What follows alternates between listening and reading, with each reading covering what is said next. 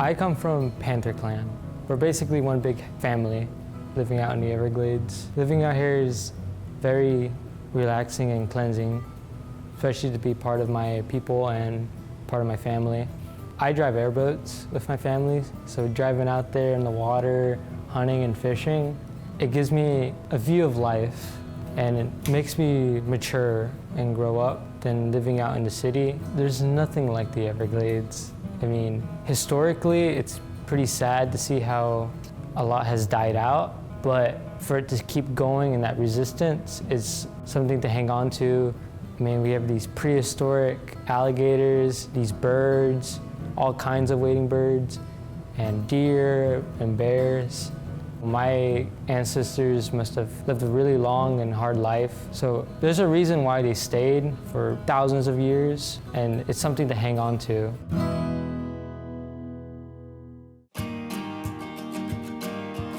The Everglades is in many ways like the heart of this ecosystem. It is the source of the freshwater supplies for about half or more of South Florida. It is the source of drinking water.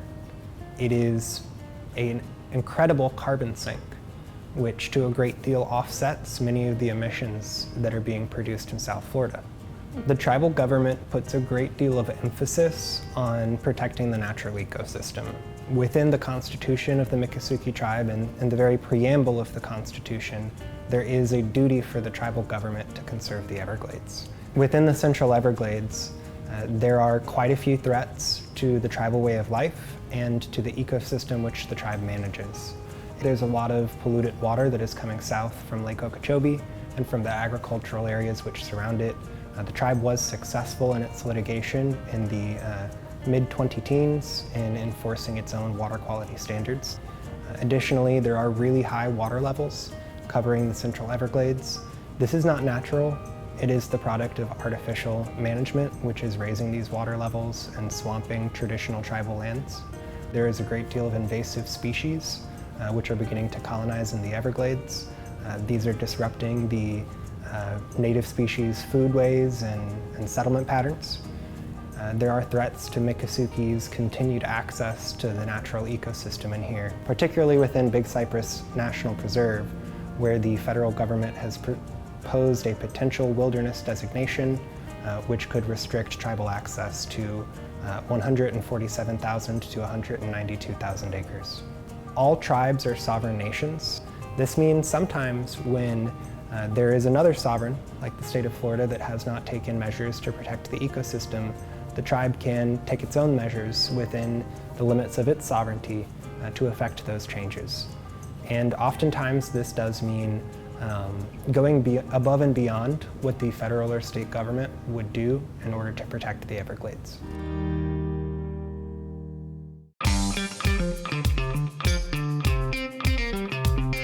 I work for Miccosukee Fish and Wildlife, our own fish and wildlife for the tribe. And on a typical day, I would always be tasked with field work and putting that field work into data so it comes back to my tribe and tells us all about our environment. We live close to these animals, especially the alligator, so that's a real big indicator for us. Deers are our big major focus of our department, especially our deers giving birth on the island still, or food resources for the deers, because that directly comes back to my people. A lot of our Florida trees, native Florida trees for our medicine, are on the radar of being threatened, so we try to mash everything together and see how can we fix this problem and what to tell the tribe and how we're going to put this in good, valuable data for the government. The Everglades is a vast space. It is a space which was historically effectively stewarded by indigenous peoples alone. But for a variety of reasons, there are not quite as many native folks left in the state of Florida. And so we do need to depend on partners, whether those be nonprofit organizations or federal and state agencies, because these are the entities that often hold the purse strings, have the levers of power, have donors and organizing capacity that can help motivate issues and get issues in front of Congress, in front of other decision makers. There is not a single thing that has happened in the Everglades over the past I don't know, 20 or 30 years, which has not substantively been the product of coalition building. The problem is when those coalitions do not include the tribe. And so we work really hard to make sure that the tribe has its voice centered in Everglades restoration. Someone has to get their hands dirty, and it has to be someone that is native or has that blood to be connected to the environment. I love animals. I have always loved animals and the outdoors. And when I came down to the res and I started learning my cultural way, it really tied in to what I want to be and who I am. However I turn, if I look away from my tribe or look away from the outdoors, it comes back to me because my blood, I'm always going to be connected to the outdoors and to this land.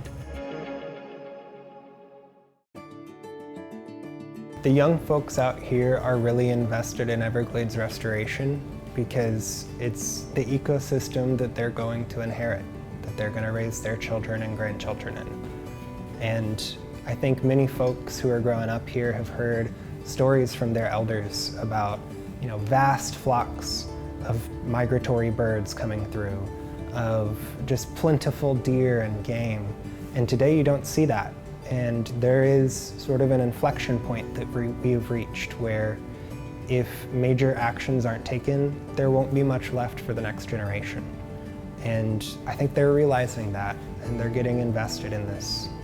The tribe really appreciates the funding support provided by the federal government through the EPA Climate Pollution Reduction Grant, which was recently awarded to the tribe this past month.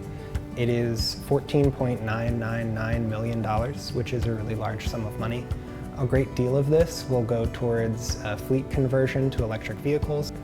Another large chunk of that money is going to expand the EV fast charging infrastructure. Additionally, there were funds set aside in that grant for green building materials to help support tribal home construction efforts. I think a lot of people have to come together to ensure that the Everglades is resilient to climate change.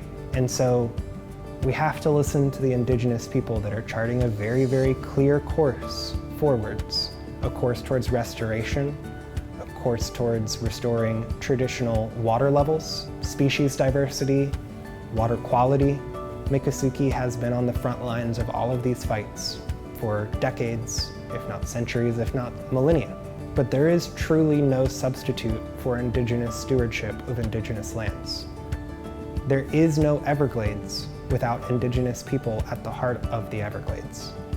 And so we really have to rally behind the Miccosukee tribe and its partners as we move into a decade of increasing threats to the Everglades ecosystem and to the health of our state and its waters. My message to non-natives, please come learn our history. We'll show you how to save our environment and save our homeland the traditional and respectful way. We're always open to teach our history and our culture because we'll always stay here and we will never die out. For more about our South Florida community, like, subscribe, and click the video below.